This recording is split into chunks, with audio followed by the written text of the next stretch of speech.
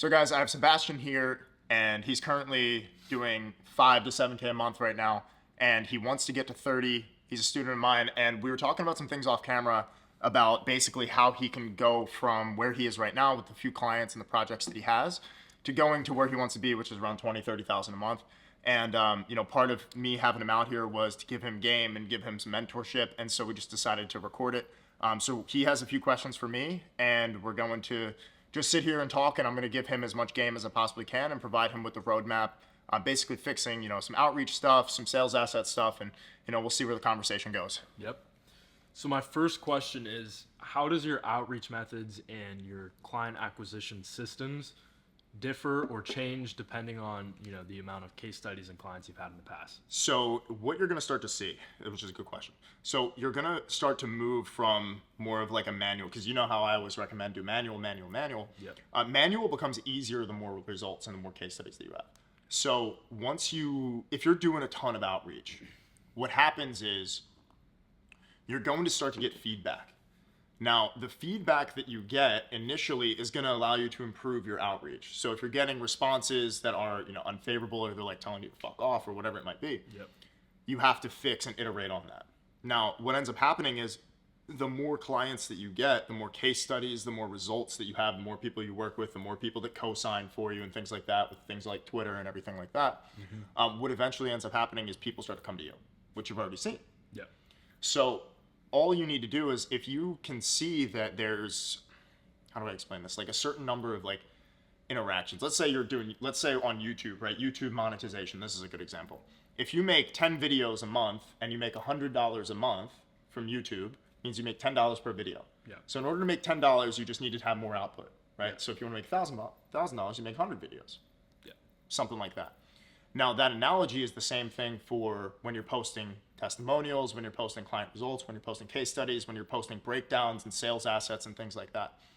This essentially the same way that you would go to do like a course launch or an info launch, where you're starting to pre-frame things. Yeah. You can use that same marketing and use that same psychology when it comes to actually doing a client acquisition, right? Talk about what it looks like to work with you. Talk about what you can do for clients, what you've done for clients, what you're looking to do, what you're looking to improve on. And so the more kind of content that you create, because now we're living in like a content economy, the more content and sales material and things that you create, the higher chance someone's going to see that and someone is going to end up moving forward. Yeah. I know Max Sturdivant is using YouTube right now for email marketing clients. Yeah. So it's interesting because you can kind of do it the two different ways. You can post content, and then you can also do manual. And the more content that you have, the more you can do things like I was showing you earlier with like indoctrination systems and automation systems and things like that, in order to improve the outreach. The more stuff that you have over a long enough time horizon, the easier it becomes. Yeah. The more results you have, the more results you get, essentially.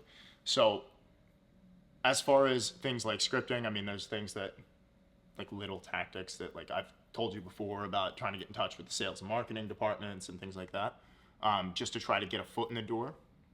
But I would focus on not only doing more work on the front end, because you're starting to get a lot of work now, but then also starting to increase your prices.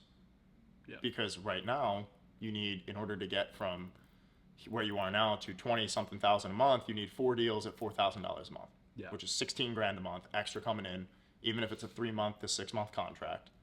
That's exactly what happens. So the faster you can go and do that, and the faster you can talk to people who have the capital to actually go and pay you that, Yeah. the faster you're going to make money. So I would start thinking about, okay, like you're taking on a ton of projects with people who are doing well. How do we actually go and talk to people with more money and leverage the cosigns that you have, leverage the content that you have, leverage who you are? Because at the end of the day, it's not just about the service that you're selling, right? Anybody can do ads, anyone can do landing pages, anyone can do this stuff. It's about who you are and why you're doing it. And also because you're so young, they're going to want to give you a chance. Gotcha. Cool. And so if you were in my position, say 3, 4, 5 clients, you're at sort of a plateau point and you're looking to onboard more work, and you have a decent amount of case studies, you have lots of free time on your hands, what is the balance, you would say, between building a brand and also manual outreach, and also what techniques and methods of manual outreach would you use to stand out from the competition? Because obviously it's extremely saturated as of now. Yeah. Cold DMs, cold emails. So how do you differentiate yourself with that? And what is the balance between building a brand and also continuing with outreach? Yeah, so that's a good question. So I started building a brand even basically at the time I started building the original business. Yeah. So I didn't really necessarily talk about my building of the initial business. I just talked about the things that I knew and the things that I was doing well. And so obviously, like, you can talk about the things you're doing well. I recommend talking about the things you're doing well, especially with building a brand. Like, you have a couple thousand followers now. It's gonna snowball and it's gonna spiral. But what I recommend is, as you go and build the brand, because you're still young, you can't act like you're way bigger than you actually are. Yeah. Right? You can't act like you're the fucking grandfather of business or the grandfather of info or the grandfather of marketing when you're just still getting started. Mm-hmm. And so it's going to require a few years in the game and a lot of experience, right? Like, I came onto the scene with my brand with only talking about sales, talking about how to sell stuff, and then talking about marketing, talking about my business experience, talking about deals and how I got deals moving forward. And I started talking about life and things like that. Yeah. Now, on the back end, I think there is a good balance, but if you focus, the thing is you can focus, there's two different types of camps. You can focus on creating content, but then if you're creating content, that's probably going to pay dividends on the back end. Yeah. It's not going to pay dividends on the front end because manual outreach, even automated outreach, which I'm not a big fan of, but where that sniper approach outreach is going to make things happen faster than you just posting content online. Yeah. There's a good balance, but I think taking 1 to 2 days out of the week to kind of sit and make content, or maybe like an hour here and there to make some content, or make like a sales video or something on Loom, like kind of like how I was doing it for my launches. Yeah. Talking about different concepts and breaking down how you think about it, and just putting out those same sales assets that you use to pitch clients on the internet. Gotcha. Whether it's YouTube, whether it's, wherever it may be. Because then when someone asks like, oh, well, how do you do X, Y, or Z? You've already created something. You've already made content surrounding that. You've already answered that question in some way. You've already done some sort of training, and whether it's an internal training for you, between you and the person that you're talking to, or if it's just on YouTube. The more stuff that you have, the easier it becomes. Mm-hmm. So that's what I would focus on. Now, there is a balance, but if you want to get to more money, because it's not about having more clients, it's about having more money. Yeah. I would focus on talking to bigger people who have more money to spend. Which is, the fact of the matter is like, you're young, you have a great story, they're going to give you a chance, which is leverage that you have over other people who are older, still trying to make it. Gotcha. You see what I mean? So at the end of the day, you have to play to your strengths, which is figure out, okay, who has the money and how can I get paid? The same principles and the same marketing strategies and structures. Like, the one company that isn't an info company that you're working with right now, that is a really cool route that you can go, because you're doing ideological marketing and psychological marketing. And we were talking about it when we were at lunch, of how people get banned from payment processors. Yeah.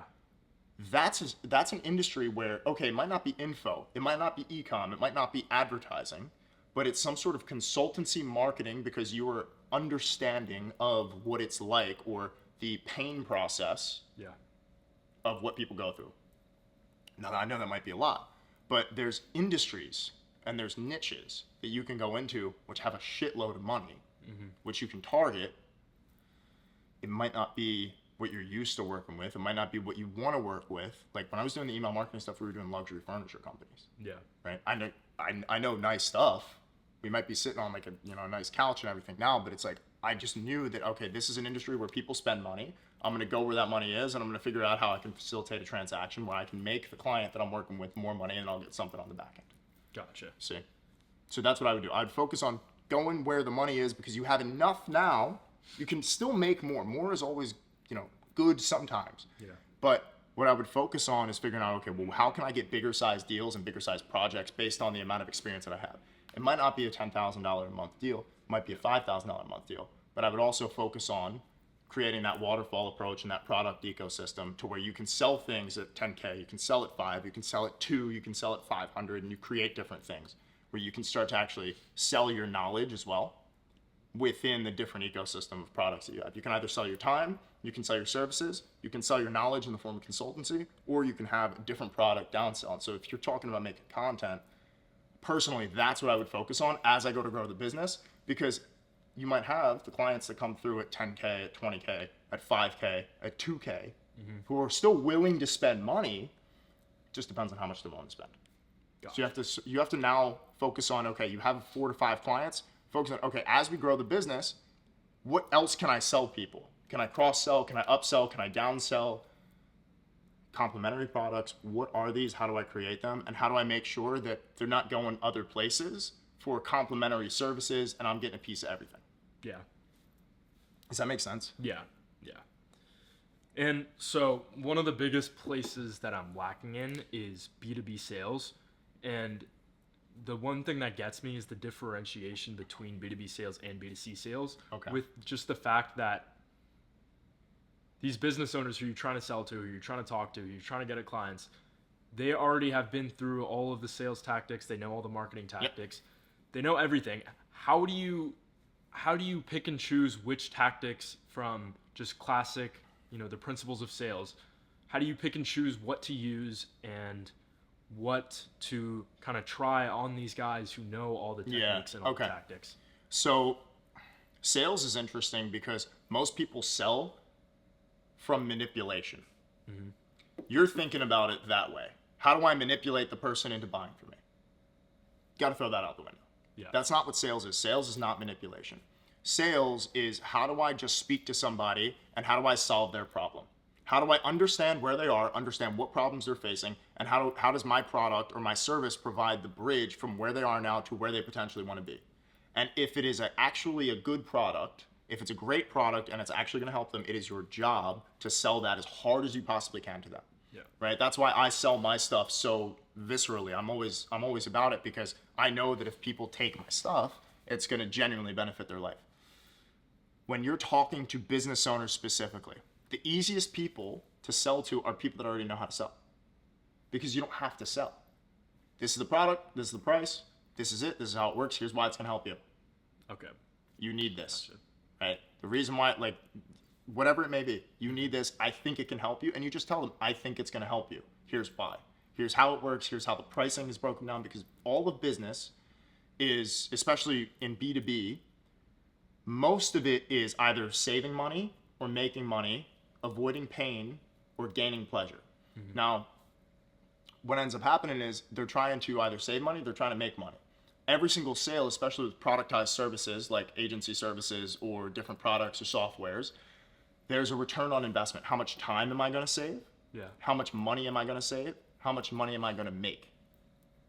So, if we have something that's going to make them $30K over the next 6 months, we know that that's going to add $5,000 a month to their bottom line. Yeah. Now, we have to understand mathematically, how does that work? What's the ROI on that? How much am I going to charge? How much is the profit margin after they pay me going to be? Yeah.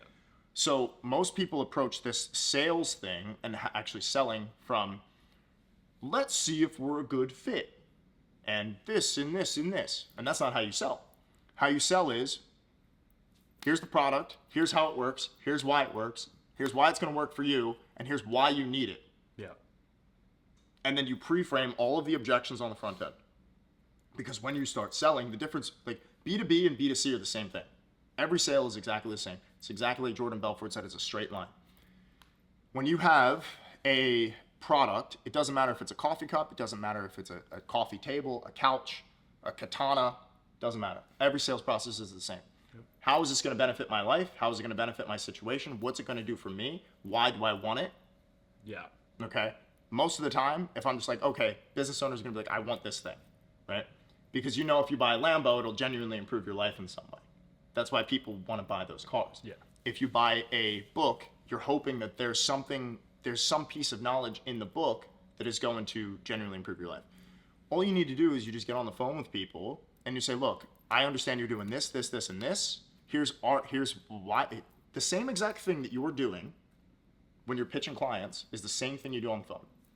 This is what my process is. Here's why it works. Here's how it works. Here's how much it costs. Here's why it's going to work for you. Gotcha. And here's why you need to do it now. yeah. So one of the most common objections I get is, so in the industry that I'm working in, which is info, there's lots of moving parts, there's lots of different deliverables, and it's hard to quantify exact results that you can deliver to clients. Obviously, you can say, oh, I can increase your revenue by 20% if you don't pay, or I can add $10,000 to your bottom line, or I can bring in X amount of views. But what if there's so many different moving parts, like I said, that you're not able to really quantify the exact result, but the potential client is on the sales call and they're asking for specific numbers that you can deliver to them. What do you say to that? You flip it. So here's the thing. Everyone right now is trying to quantify results. Everyone's trying to say, we'll increase your revenue by 30%. Now, if someone came to me, Sebastian, if you came to me and said, David, I'll increase your revenue by 30% month over month, I'm going to laugh in your face because it's a lot of money. Yeah. It is a lot of money. Therefore, you have big people who are saying, like, if someone's doing $500,000 a month and you say, I'll increase your revenue by 30% month over month, that's 150 grand a month, bro. Yeah. It's 150, then it's 200,000, that's a ridiculous amount of money. Yeah. That doesn't happen. Yeah. So what you do is you call out the elephant in the room first. You say, look, okay, everyone in this industry, you're going to find two different types of people. You're going to find people who know what they're doing and people who don't know what they're doing. Now, I know what I'm doing, but I'm not going to guarantee you the world. I like to underpromise and overdeliver, because everyone that you talk to and everyone that you've probably been talking to already, if you have been talking to them, is going to tell you they're going to be able to do 1 million views a month. They're going to bring you 30% revenue increases. They're going to bring you this. They're going to bring you that. And they're going to promise you the world. And they're always going to fall short, because due to the nature of this business, you actually can't quantify it. The only thing that I can guarantee you is that I'm going to do my absolute best in order to achieve this, this, this, and this. We're going to do the best work possible. We're going to do this. We're going to do that. And we're going to do this. And if you don't like it, then we can part ways. But that's the only thing that I can guarantee, because I'm not going to be one of the people that's going to guarantee you the world and then fall short, because not only does that make me look bad, it makes me less money and ruins our relationship, but it also messes with your business as well. And I'm not in the business of messing up your business. You say something like that. Yeah. And I just made that up on the spot, but it's you have to take every single thing that's an objection, you have to pre-frame. And so when you pre-frame the objections, what ends up happening is they are going to have, okay, well, everyone is promising this, this, this, and this. So that's under, look, I know that everyone in this industry, before we get into everything, I want to let you know, everyone in this industry is trying to do X, Y, and Z. They're trying to guarantee you this, trying to guarantee you that, trying to do whatever it may be. We don't do that. And here's why. Because you can't quantify this, and it sounds too good to be true. And usually if it sounds too good to be true, then it is too good to be true, right? So what I would say to that is, all of the things that you're getting as objections, you can take the power away from the objection and use it for yourself, because all you need to do is flip it. Yeah.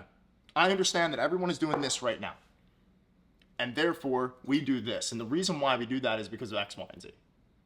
And then you get back because of this, because of that, and because of this. Because if you take it back and you say, we do this thing because everyone is promising you the world, and our process is this, whereas everyone else's process is that, you consistently compare everything, and you continually compare everything and showcase why your thing is better than the other thing. Got it. So it adds to your sales process. So you wouldn't include any type of guarantees or numbers inside of your offer, like say the headline on your landing page, or know, the first few? I don't think it works. I used an example before. So if I go down to let's say my Lambo breaks, and I go down to the mechanic, right? And I say, can you fix my car? And they say, well, if we can't, we're going to guarantee we'll give you your money back. Do you think I'm going to go to that mechanic? No. Or am I going to go to the Lambo mechanic who's going to say, oh yeah, we see this all the time, no problem. Yeah. Right? Yeah. So you don't even bring attention to it. Yeah. And anyone who asks for guarantees is usually not the best client to work with. Yeah. Right. And you can also flip that as well. Well, like, Yeah. do you have a guarantee for your program, or your thing that you have, right? Yeah. How do you guarantee X, Y, or Z? And usually that's not a conversation you want to get into, because it's kind of like an argument. But I usually don't even address it, because I think you should get paid for your time. Yeah. So. Yeah. Okay. Any other questions? I mean, I know that was a lot. no, that's all great. Let's see. Do I have any other questions? I think that's it. Cool. Yeah. Cool. But that should help. Like Yeah. that sales stuff is like, you can't put too much emphasis on if it's B2B or B2C. It Yeah. doesn't really matter. The only thing that you can do is you can make sure your process is consistent and then get confident and just make sure that you know every part where you're not getting lost. So any objection that you get, write it down. And once you get the objection, figure out how you can handle the objection based on your product, your service, and then start to test it. Because then just pre-frame it. Say, look, I know that a lot of people have this idea or this misconception or this or this or this, Yep. and then handle the objections on the front end. And then any new ones that you get, go ahead and write those down and then do the same thing.